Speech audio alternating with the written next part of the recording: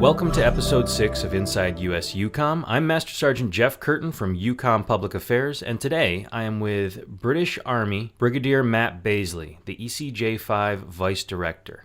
He and his team develop strategies, plans, policy, and capabilities for the combatant command. Brigadier Bazeley, it is a pleasure to have you here with us today. Master Sergeant Curtin, thank you very much for the opportunity and the invitation to join you. Yes, sir, absolutely. So first thing I'd like to do right off the bat is clarify something. You are a British officer working within a U.S. combatant command. So for those that are unfamiliar with this relationship, can you explain a little bit how that works? Yeah, certainly.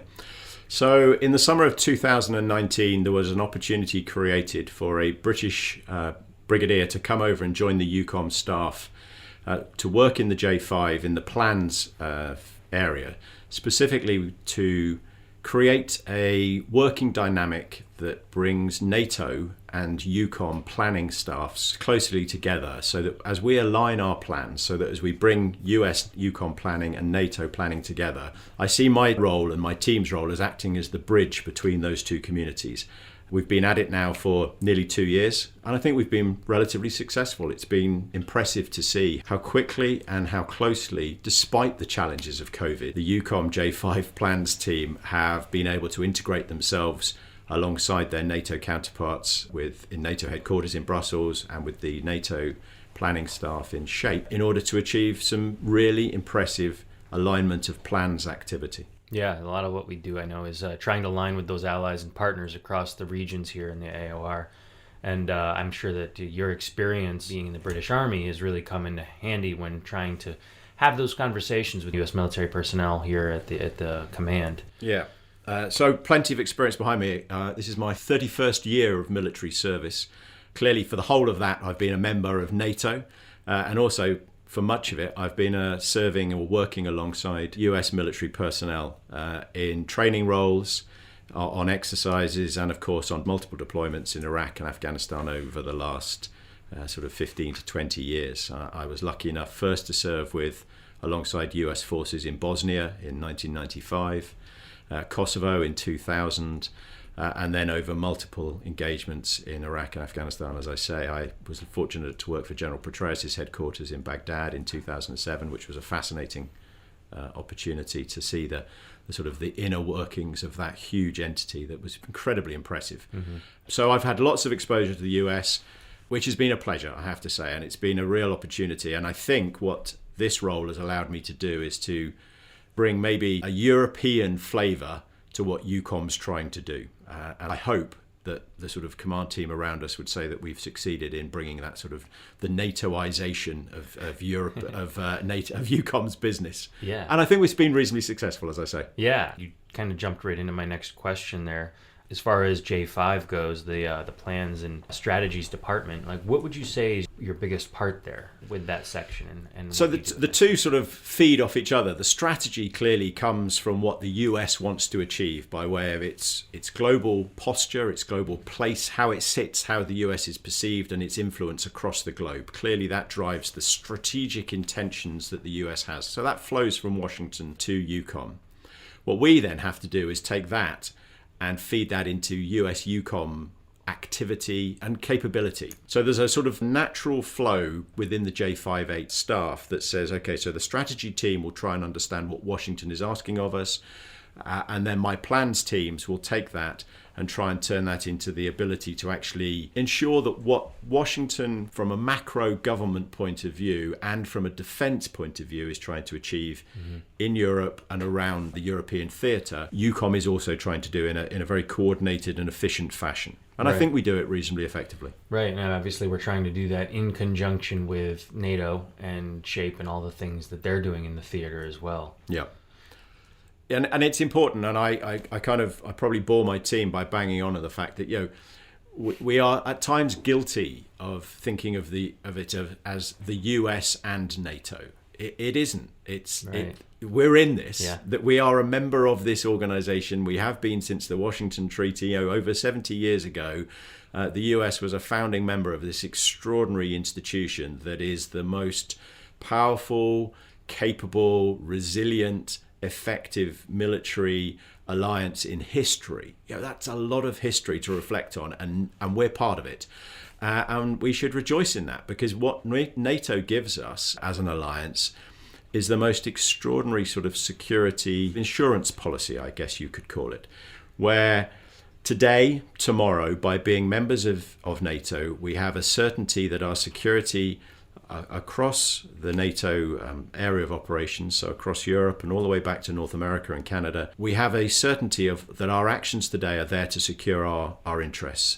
And of course, at time of crisis, should something catastrophic happen, should the sort of situation deteriorate, that insurance policy will guarantee that our reaction is coordinated, effective, efficient, and able to respond to whatever that security threat might be.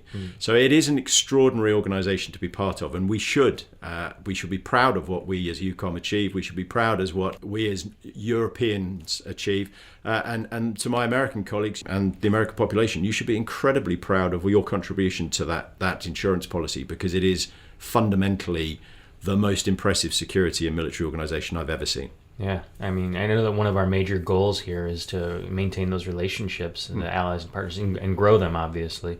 What would you say that your goals and contributions are of you and your team within the J5? So specifically, I guess my primary role is in the plans development. And over the last couple of years, NATO has been working on the defence and deterrence of the Euro-Atlantic area, a foundation document that sets the conditions by which NATO is able to deter aggression against NATO as an entity, but also prepare to respond.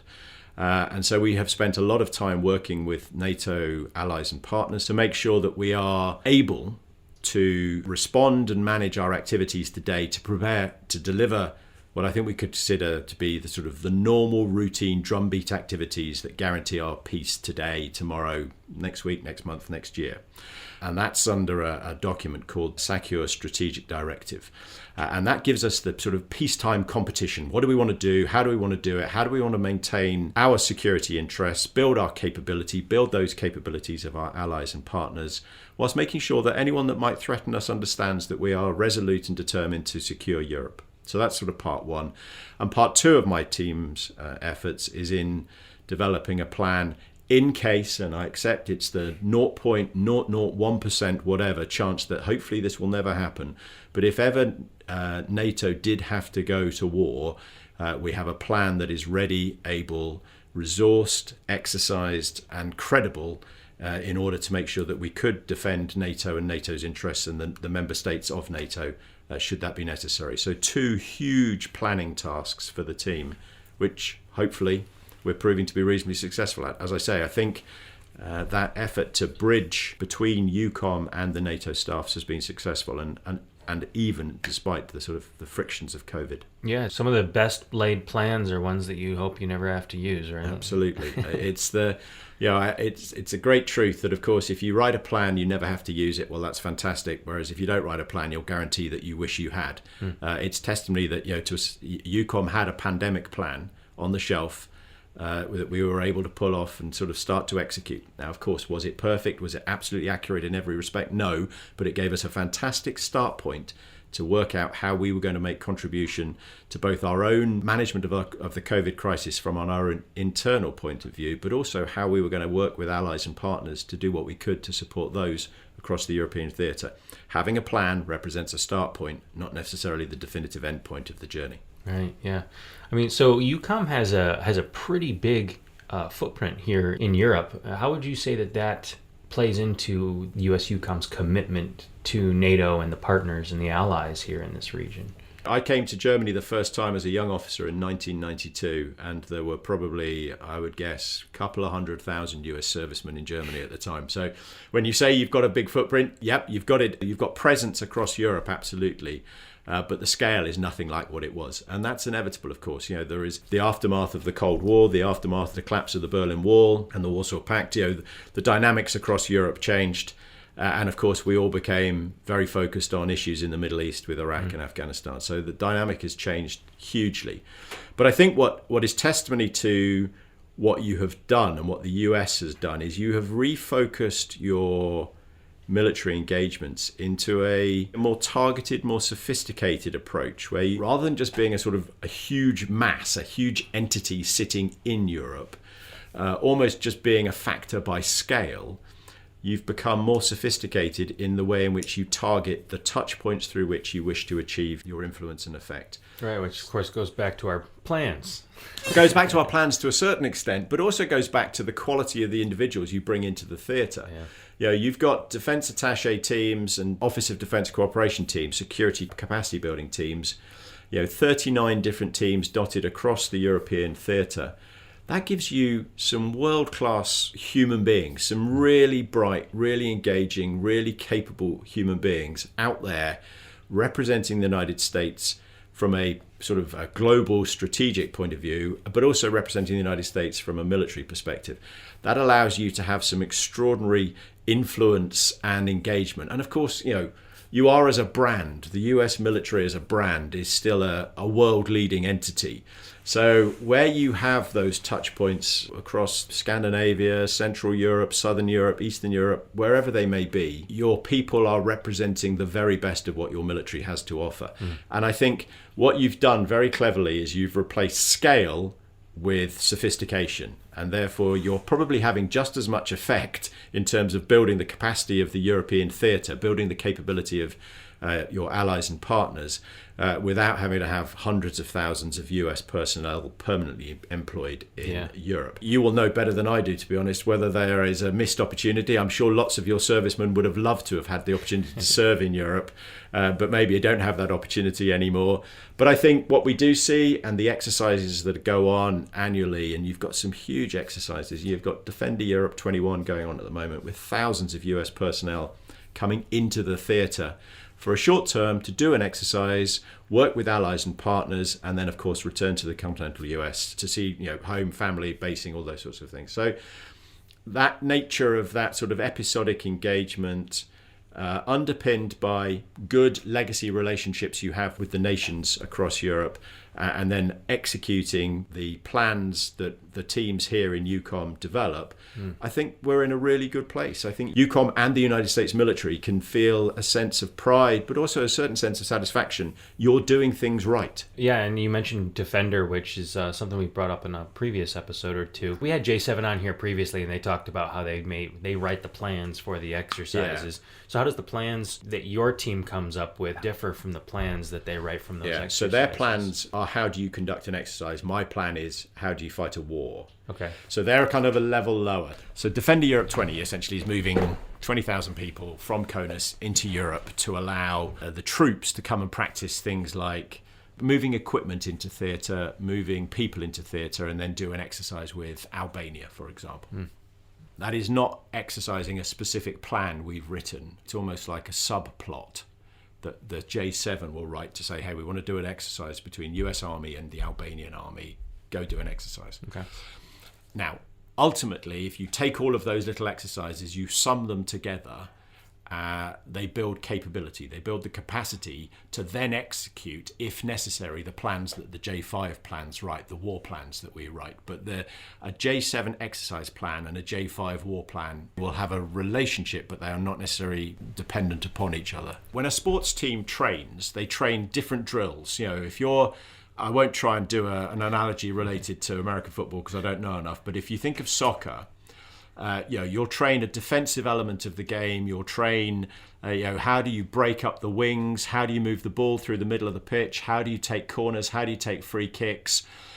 Setting the team. Now, if you think of each of those individual elements as being the training exercises that our soldiers, sailors, airmen, and Marines come across to do, they practice how they're going to defend. They practice how they're going to be offensive.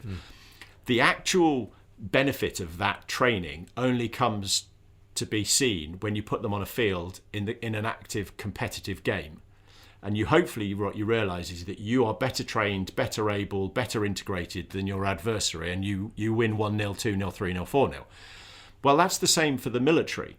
We train all of the different parts of our entities, but it's only really when you put them together on a battlefield that you see the value of all of that training. Right. And as I said, we never want to see that game be played. I don't want to be living on this planet none of us do, Yeah. when we actually go to war with an adversary across Europe, because none of us want to see what World War III brings.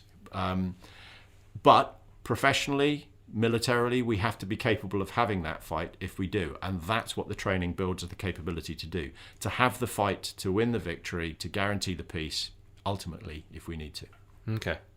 Does that make sense? Yeah, absolutely. I mean, as much as European soccer or football, or you call Football. it. Yeah. Yep. And Stick with the football. Well, we have to call ours hand egg, is what I've been told, in order to help you understand how we play our game.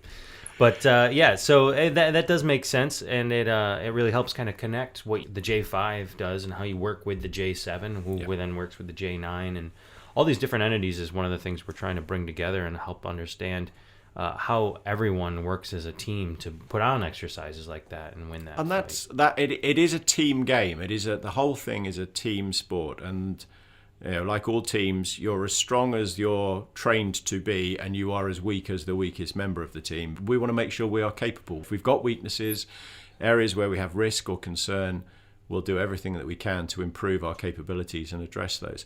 And I'd argue the same is true of NATO. I describe NATO as the most extraordinary sort of military family you could ever possibly imagine running into. It is incredibly strong, incredibly potent, incredibly powerful, incredibly disciplined and dedicated. That doesn't necessarily always mean we get on. Like any good family, there are points of friction, there are tensions, there are areas of disagreement which have to be resolved in a functional, collaborative way to work through the problems. Because ultimately, we want to be effective, we want to be united as a family, so that the strength of the alliance is the fact that you have 30 nations that are in lockstep and absolutely determined to keep the peace today, deter any aggression against that peace, but be prepared to respond robustly and determinedly and effectively if required. Yeah. I mean, I remember I was a kid, my brother and I got into a fight, and he punched me in the stomach and walked away. Didn't even ever apologize.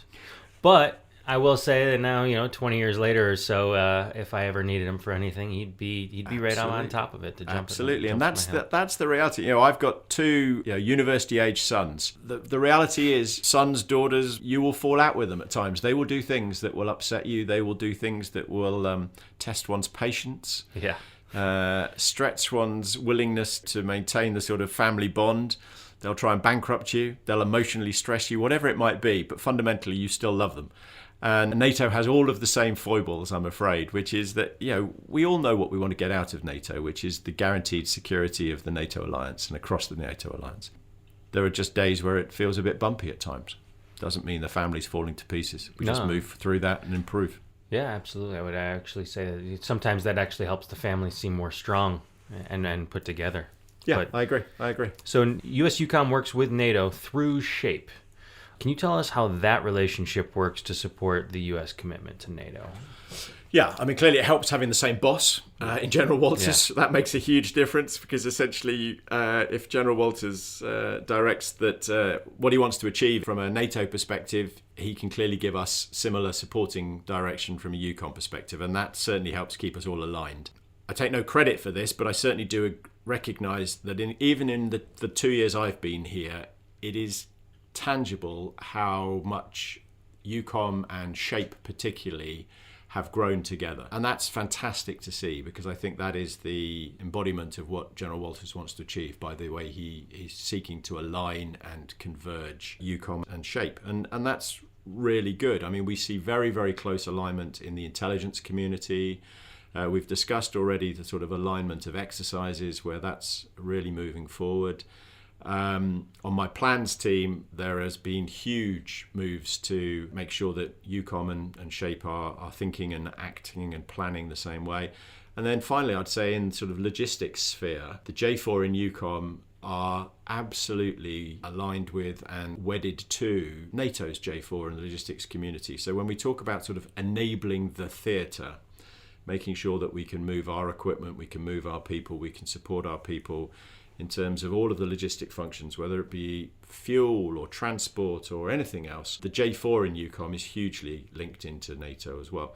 So there are lots of touch points, lots of connectivity, manifested most clearly by the fact that we now have 6 monthly staff talks where the general officer and flag officer community within EUCOM sit down with their opposite numbers in shape and address all of the gritty, difficult, complex issues that big multinational institutions are going to have when they have to deal with each other about how do you progress the game. And the very fact that we can have those conversations in a very frank, very honest, very open, but very positive sense is testimony to how closely EUCOM and SHAPE are aligned. Yeah, we had actually J4 was in here as our last episode, and they were talking about all the kinds of logistics that exist within the EUCOM theater. It's amazing how much stuff gets done, and of course you really notice when they don't get done, but in a lot of cases you don't even notice when things don't happen, or you just have the toilet paper there in the bathroom. Nobody recognizes how that gets there, but. We had a Defender Europe, of course. The logistics exercises that were going on with that were huge, and now we've got Steadfast Defender happening as well, which of course is a NATO exercise. I don't want to get too deep into that, but I mean, is that similar in the logistics of? So the challenge is the same. If you think about the problem, Europe is a huge continent. You've got multiple countries to move across. You've got huge bureaucracy and legacy sort of processes that as you move people and equipment and food and water and fuel and everything else you're going to need to move. You've got to move that across multiple international borders, different commercial entities as you move from the French railroad network to the German railroad network to the Polish railroad network, or whichever direction you might be going on, or you may be starting at a port in Albania heading north across the Alps. Just look at the challenge of getting vast amounts of stock and capability and people across the Alps. I mean, it's a choke point. So what we're constantly looking for is how do we improve our functional ability to do that? So exercises like Defender Europe 21 for us, Steadfast Defender for the sort of wider NATO community are just opportunities to test and develop all of this sort of capability, not just in logistics, but across the whole piece. How do we do command and control? How do we do coordination of fires? How do we actually get to execute some of the missions we want to take? All of that sort of stuff needs practicing, because you can't just turn up and execute it on the day of the race. You've got to be able to have the confidence that you know who you're talking to, you know who you're working with, and building that confidence comes from doing exercises. So, I mean, SHAPE and NATO working with us as we are part of NATO, obviously that relationship works to support everyone within the European theater all the way over to the United States and to Canada, of course, right? Absolutely. And I think we spend a lot of time working with, not just with SHAPE, but with the Joint Force Command Headquarters, the sort of next layer down, but also with talking up to the US military delegation and military representatives in headquarters NATO in Brussels, so that they can make sure that Washington remains aware and understands exactly where NATO is going on a particular policy or a particular piece of development capability, whatever it might be. And that sort of totality, that ebb and flow between Washington to NATO to us certainly helps with the alignment, because everybody then understands what we're trying to do. And I absolutely do give credit to the political machine that sort of is based back in Washington. It would be very easy to sort of not lose interest in Europe, but think that, Europe should look after itself. And I do think Europe should look after itself. Europe definitely has to be prepared to make and demonstrate commitment to European security. We should not and must not have an appetite or an attitude of dependency upon the United States. That's fundamentally wrong from my point of view. We, the Europeans, have a dependency and a responsibility to support the US, just as we hope the US has a dependency and a responsibility to support the Europeans. It's a two-way street. And therefore we, the Europeans, have to be prepared to make that level of commitment as well. And I think, to the credit of our political lords and masters, the reason NATO remains so strong is that I think politically it's strong.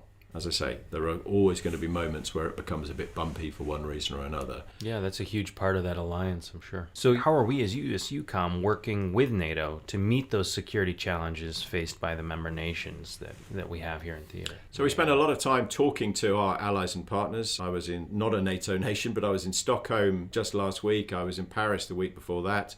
But We make sure by essentially having a constant dialogue with our allies and partners about what they need, what they want, what they expect, what they're able to do, what their contributions can be, but also reflecting what EUCOM needs, wants, and what our contribution can be, so that we can work in a collaborative fashion.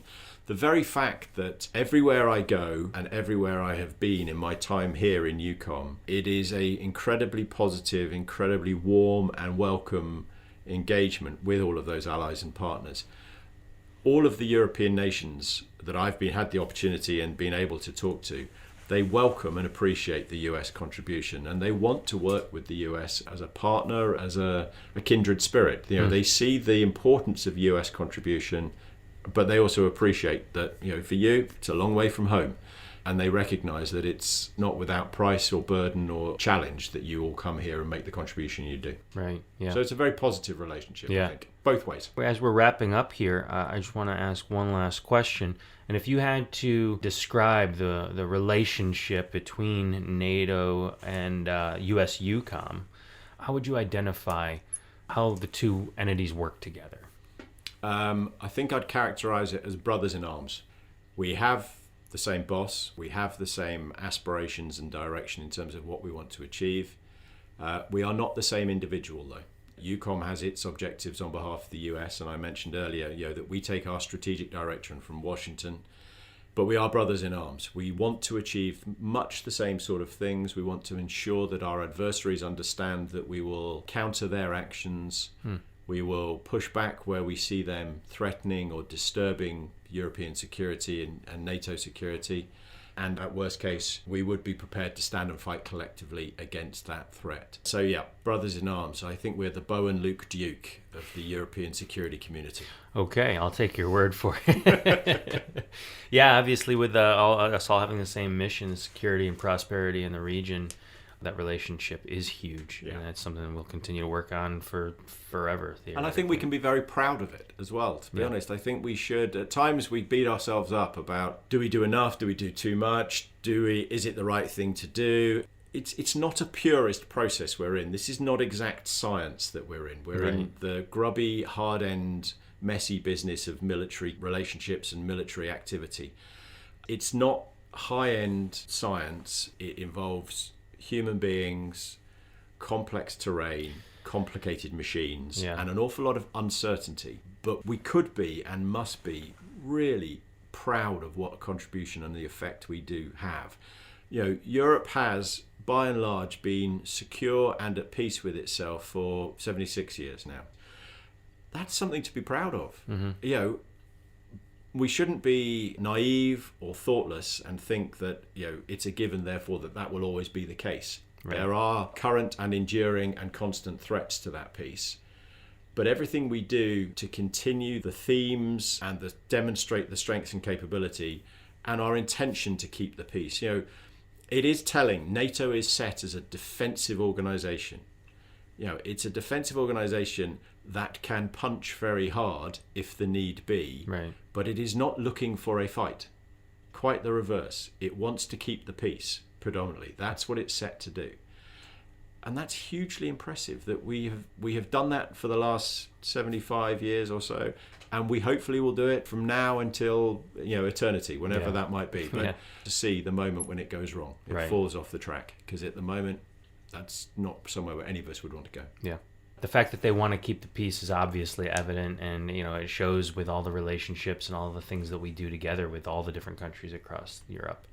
I can't say necessarily to say the same for my brother 10, 15 years ago when we went down that road, but it's great to talk to you today and to hear what your perspective is on the NATO-US-EUCOM relationship, and you to kind of educate a little bit on how that works. Yeah, well, thank you, and it's been a pleasure. I hope it's made sense. Most importantly, I hope that the US listeners particularly take pride in the contribution you and your families and your loved ones all make to what is the most extraordinary global security architecture. What you do on a daily basis, what you give to the European theatre and to EUCOM as a headquarters is impressively and probably impossible to scale or to give sort of clarity as to exactly what that looks like. But I tell you, as somebody that's lived here pretty much all my life, I think NATO without the US and the European theatre without the US would be a worse place. So, thank you for the opportunity that those I've been working with. It's been an absolute pleasure to work with them. But thank you predominantly to the US personnel, the US families and supporters who are here in Europe for the incredible contribution you and they all make. Yes, sir. Absolutely.